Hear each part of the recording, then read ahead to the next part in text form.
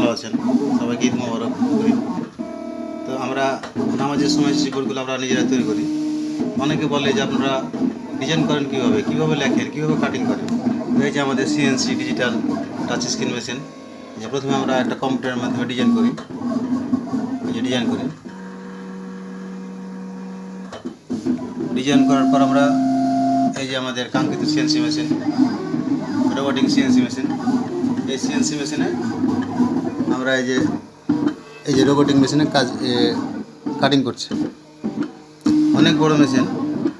আর এই যে আমাদের ডিসপ্লে টাচ স্ক্রিন, এখানে যা কিছু লিখে দেবো আমরা বা যা কমন করবো সেই এখানে লিখে দেবো। তো আমরা প্রথমে ডিজাইন করি, ডিজাইন করার পর সব লেখাগুলো মিলাই, দেখি যে কোনটা ভুল ত্রুটি আছে, তারপর আমরা কাটিংয়ে যাই। এই যে মেশিন, কত বড় মেশিন দেখছেন, অনেক বড় মেশিন, অনেক বড় মেশিন।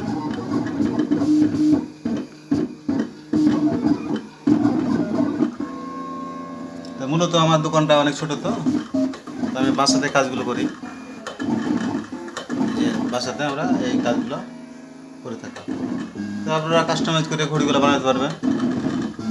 এখন রমজান মাসে আপনারা ঘড়িগুলো কাস্টমাইজ করে করতে পারবেন। ধন্যবাদ, সবাই ভালো থাকেন। আসসালামু আলাইকুম।